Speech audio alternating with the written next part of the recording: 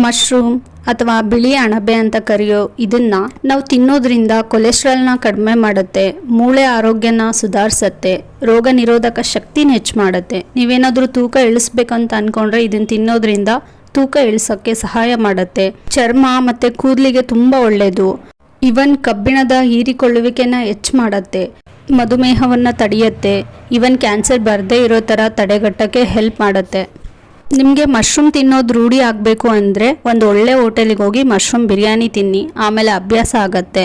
Mushroom ಜಾಸ್ತಿ ತಿನ್ನೋಕೆ ಹೋಗಬೇಡಿ, ಲಿಮಿಟೆಡಲ್ಲಿ ತಿನ್ನಿ. ಜೀರಿಗೆ ಅದು ನಮ್ಮ ಅಡುಗೆಲಿ ಯೂಸ್ ಮಾಡೋ ಒಂದು ಚಿಕ್ಕ ವಸ್ತು ಅಲ್ಲದೆ ಅದು ನಮ್ಮ ಆರೋಗ್ಯದ ಮೇಲೆ ತುಂಬ ಪ್ರಭಾವ ಬೀರುತ್ತೆ. ಜೀರಿಗೆ ತಿನ್ನೋದ್ರಿಂದ ಮುಪ್ಪಾಗುವ ಪ್ರಕ್ರಿಯೆ ಮುಂದೂಡುತ್ತೆ, ರಕ್ತನ ಶುದ್ಧೀಕರಣ ಮಾಡೋಕ್ಕೆ ಹೆಲ್ಪ್ ಮಾಡುತ್ತೆ, ಉಸಿರಾಟ ಸಂಬಂಧಿ ಸಮಸ್ಯೆ ಏನಾದರೂ ಇದ್ದರೆ ಅದು ಕಡಿಮೆ ಮಾಡುತ್ತೆ, ನಿದ್ರಾಹೀನತೆನ ಕಡಿಮೆ ಮಾಡುತ್ತೆ, ರೋಗ ನಿರೋಧಕ ಶಕ್ತಿನ ಹೆಚ್ಚು ಮಾಡುತ್ತೆ, ವಾಕರಿಕೆ ಏನಾದರೂ ಬರೋದಿದ್ದರೆ ಅದನ್ನು ತಡೆಗಟ್ಟುತ್ತೆ, ಗಂಟ್ಲು ನೋವೇನಾದರೂ ಇದ್ದರೆ ಅದು ಕೂಡ ಕಡಿಮೆ ಮಾಡುತ್ತೆ. ಸೌತೆಕಾಯಿ ಸಿಪ್ಪೆನ ಬಿಸಾಡಬೇಡಿ. ಅದರಲ್ಲಿರೋ ವಿಟಮಿನ್ಗಳು ಎಲುಬು ಮತ್ತು ಕೋಶಗಳ ಆರೋಗ್ಯಕ್ಕೆ ಉತ್ತಮವಾಗಿರುತ್ತೆ. ಅದರಲ್ಲಿರೋ ಅಲ್ಪ ಪ್ರಮಾಣ ಕ್ಯಾಲರಿ ಅಂಶ ತೂಕ ಇಳಿಕೆಗೆ ಕೂಡ ಹೆಲ್ಪ್ ಮಾಡುತ್ತೆ. ಸಿಪ್ಪೆ ಸಮೇತ ತಿನ್ನೋದ್ರಿಂದ ಕಣ್ಣುಗಳ ಆರೋಗ್ಯಕ್ಕೆ ಉತ್ತಮ.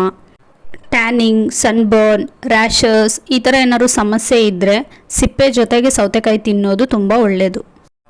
ಸೈನೋಸೈಟಿಸ್ ಇರೋರು ಸೌತೆಕಾಯಿನ ಜಾಸ್ತಿ ತಿನ್ನಬಾರ್ದು. ಗರ್ಭಿಣಿ ಮಹಿಳೆಯರು ಕೂಡ ಸೌತೆಕಾಯಿನ ಜಾಸ್ತಿ ತಿನ್ನಬಾರ್ದು. ಬಿಕಾಸ್ ಇದರಲ್ಲಿ ನೀರಿನಂಶ ಹೆಚ್ಚಿರೋದ್ರಿಂದ ಗರ್ಭಿಣಿಯವರಿಗೆ ಸಮಸ್ಯೆ ಆಗುತ್ತೆ. ಸೌತೆಕಾಯಿಯಲ್ಲಿ ಫೈಬರ್ ಅಂಶ ಚೆನ್ನಾಗಿರುತ್ತೆ. ಇದನ್ನ ಹೆಚ್ಚು ಸೇವಿಸೋದ್ರಿಂದ ಹೊಟ್ಟೆ ನೋವು ಕಾಣಿಸ್ಕೋಬೋದು.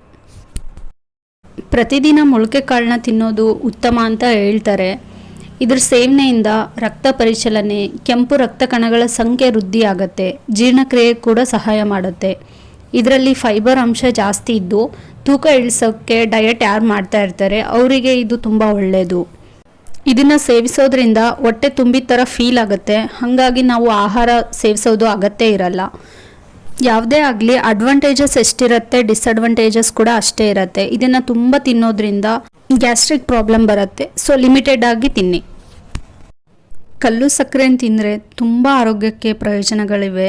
ಇದನ್ನು ತಿನ್ನೋದ್ರಿಂದ ಉಸಿರು ತಾಜಾತನ, ಕೆಮ್ಮು ನಿವಾರಣೆ ಆಗುತ್ತೆ, ಗಂಟ್ಲು ನೋವಿದ್ರೆ ಕಡಿಮೆ ಆಗುತ್ತೆ, ರಕ್ತದಲ್ಲಿ ಹಿಮೋಗ್ಲೋಬಿನ್ ಹೆಚ್ಚಿಸುತ್ತೆ, ಜೀರ್ಣಕ್ರಿಯೆಗೆ ನೆರವಾಗುತ್ತೆ, ಮೂಗಿನಿಂದ ರಕ್ತ ಏನಾದರೂ ಸುರಿತಾ ಇದ್ದರೆ ಅದನ್ನು ನಿಲ್ಲಿಸುತ್ತೆ, ಮೆದುಳಿಗೆ ತುಂಬ ಒಳ್ಳೆಯದು, ಬಾಣಂತಿಯರಿಗೂ ಒಳ್ಳೆಯದು, ಕಣ್ಣುಗಳ ದೃಷ್ಟಿ ಉತ್ತಮಗೊಳಿಸುತ್ತೆ. ನಿಮ್ಗೇನಾದರೂ ಗ್ಯಾಸ್ಟ್ರಿಕ್ ಪ್ರಾಬ್ಲಮ್ ಇದ್ದರೆ ಇದನ್ನು ತಿನ್ನೋದ್ರಿಂದ ಅದು ಕೂಡ ಕಡಿಮೆ ಆಗುತ್ತೆ. ನಾವು ದೇವಸ್ಥಾನಕ್ಕೆ ಹೋಗಿದ ತಕ್ಷಣ ದೇವಾಲಯಗಳಲ್ಲಿ ಗಂಟೆ ಬಾರಿಸೋದು ಸಾಮಾನ್ಯ ಸಂಗತಿ. ಹಿಂಗೆ ಮಾಡೋದ್ರಿಂದ ಏನು ಲಾಭ ಅಂದರೆ ದೇವಾಲಯಕ್ಕೆ ಎಂಟ್ರಿ ಆದ ತಕ್ಷಣವೇ ಗಂಟೆ ಬಾರಿಸೋದ್ರಿಂದ ಭಕ್ತಿ ಭಾವ ಮೂಡುತ್ತೆ. ಆರತಿ ವೇಳೆ ನಿರಂತರವಾಗಿ ಗಂಟೆ ಬಾರಿಸೋದ್ರಿಂದ ಏಕಾಗ್ರತೆ ಹೆಚ್ಚಾಗುತ್ತೆ. ಗಂಟೆ ಬಾರಿಸಿದಾಗ ಓಂ ಎಂಬ ನಿನಾದ ಕೇಳಿ ಬರುತ್ತೆ. ಇದನ್ನು ಕೇಳಿಸ್ಕೊಂಡ್ರೆ ಭಕ್ತರಿಗೆ ಮನಸ್ಸಿಗೆ ನೆಮ್ಮದಿ, ಶಾಂತಿ ಸಿಗತ್ತೆ ಅಂತ ನಂಬಿಕೆ. ಓಂಕಾಳು ತಿನ್ನೋದ್ರಿಂದ ರೋಗ ನಿರೋಧಕ ಶಕ್ತಿ ಹೆಚ್ಚಾಗುತ್ತೆ, ಉತ್ತಮ ನಿದ್ರೆಗೆ ಸಹಕಾರ ಮಾಡುತ್ತೆ, ಜೀರ್ಣಕ್ರಿಯೆಯನ್ನು ಉತ್ತಮಪಡಿಸುತ್ತೆ, ಶೀತ ಮತ್ತು ಕೆಮ್ಮು ಏನಾದರೂ ಇದ್ದರೆ ಅದು ಕಡಿಮೆ ಆಗುತ್ತೆ, ಗ್ಯಾಸ್ಟ್ರಿಕ್ ಪ್ರಾಬ್ಲಮ್ ಕೂಡ ಕಡಿಮೆ ಆಗುತ್ತೆ, ಕರುಳಿನ ರೋಗಗಳು ಏನಾದರೂ ಇದ್ದರೆ ಅದು ಗುಣ ಆಗೋಕ್ಕೆ ಹೆಲ್ಪ್ ಮಾಡುತ್ತೆ, ಉರಿಯೂತದ ಸಮಸ್ಯೆ ಇದ್ದರೆ ಮುಕ್ತಿ ಪಡಿಬೋದು ಇದನ್ನು ತಿನ್ನೋದ್ರಿಂದ. ಕಾಬೂಲ್ ಕಡಲೆ ಇದನ್ನು ತಿನ್ನೋದ್ರಿಂದ ರೋಗ ನಿರೋಧಕ ಶಕ್ತಿ ಹೆಚ್ಚಾಗುತ್ತೆ. ನಿಮ್ಮದೇನಾದರೂ ಹೇರ್ ಫಾಲ್ ಆಗ್ತಾ ಇದ್ದರೆ ಕಡಿಮೆ ಆಗುತ್ತೆ, ರಕ್ತದ ಹೆಪ್ಪುಗಟ್ಟುವಿಕೆಯನ್ನು ದೂರ ಮಾಡುತ್ತೆ, ಜೀರ್ಣಕ್ರಿಯೆ ಶಕ್ತಿನ ಹೆಚ್ಚು ಮಾಡುತ್ತೆ, ದೇಹದ ತೂಕ ನಿಯಂತ್ರಣ ಆಗುತ್ತೆ, ಹೃದಯದ ಆರೋಗ್ಯಕ್ಕೆ ಕೂಡ ತುಂಬ ಸಹಕಾರಿಯಾಗಿದೆ, ರಕ್ತದಲ್ಲಿರುವ ಸಕ್ಕರೆ ಪ್ರಮಾಣನ ನಿಯಂತ್ರಣ ಮಾಡೋಕ್ಕೂ ಈ ಕಾಬೂಲ್ ಕಡಲೆ ಹೆಲ್ಪ್ ಮಾಡುತ್ತೆ. ನೀವೆಲ್ಲ ತುಂಬ ಕೇಳಿರ್ತೀರ ಹಾಲು ಮತ್ತು ಬಾಳೆಹಣ್ಣನ್ನು ಒಟ್ಟಿಗೆ ಸೇವಿಸಬಾರ್ದು ಅಂತ.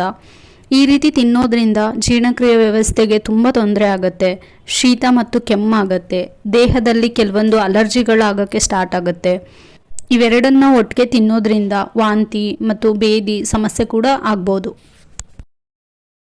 ಸಾಫ್ಟ್ ಡ್ರಿಂಕ್ಸ್ ಕುಡಿಯೋದ್ರಿಂದ ಹೆಲ್ತ್ ಹಾಳಾಗುತ್ತೆ ಅಂತ ಗೊತ್ತು, ಬಟ್ ಕೆಲವೊಂದು ಸಿಚುವೇಷನಲ್ಲಿ ಅವಾಯ್ಡ್ ಮಾಡೋಕ್ಕಾಗಲ್ಲ, ಆವಾಗ ಓಕೆ.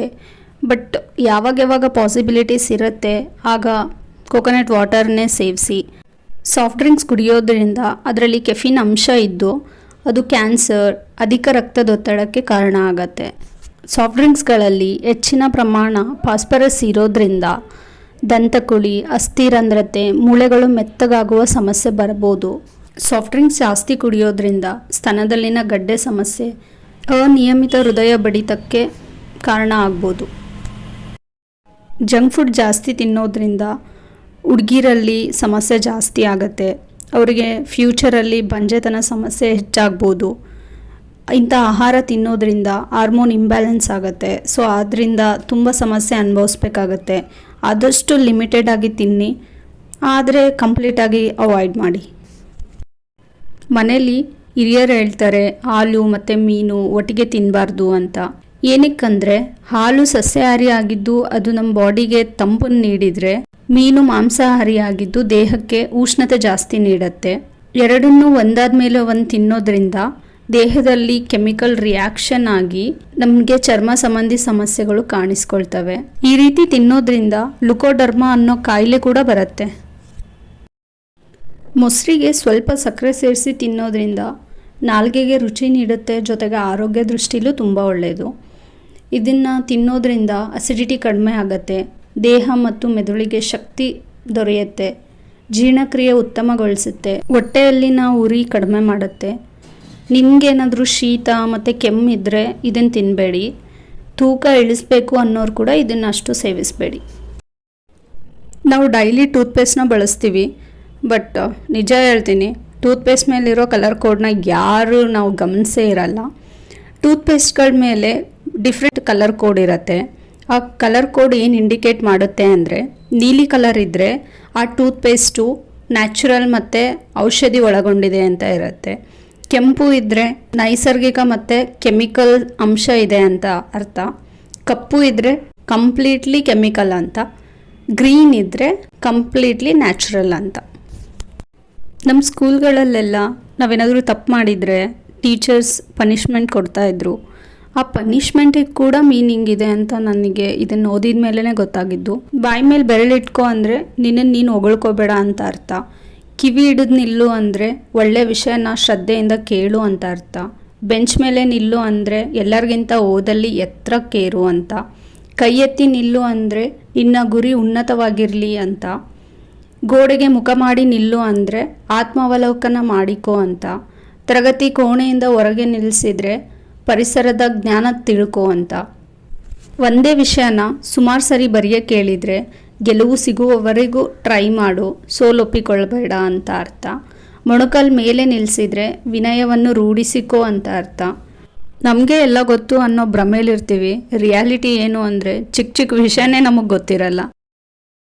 ನಮ್ಮ ದೇಶದಲ್ಲಿ 3 ರೀತಿಯ ಪಾಸ್ಪೋರ್ಟ್ಗಳಿದ್ದಾವೆ: ನೀಲಿ, ಬಿಳಿ ಮತ್ತು ಕೇಸರಿ. ನೀಲಿ ಬಣ್ಣದ ಪಾಸ್ಪೋರ್ಟ್ನ ದೇಶದ ನಾಗರಿಕರಿಗೆ ಕೊಡ್ತಾರೆ. ಬಿಳಿ ಬಣ್ಣದ ಪಾಸ್ಪೋರ್ಟ್ನ ಸರ್ಕಾರಿ ಅಧಿಕಾರಿಗಳಿಗೆ ಕೊಡ್ತಾರೆ. ಇನ್ನು ಕೇಸರಿ ಬಣ್ಣದ ಪಾಸ್ಪೋರ್ಟ್ನ ಭಾರತೀಯ ರಾಜತಾಂತ್ರಿಕರಿಗೆ ಹಾಗೂ ಹಿರಿಯ ಸರ್ಕಾರಿ ಅಧಿಕಾರಿಗಳಿಗೆ ನೀಡ್ತಾರೆ.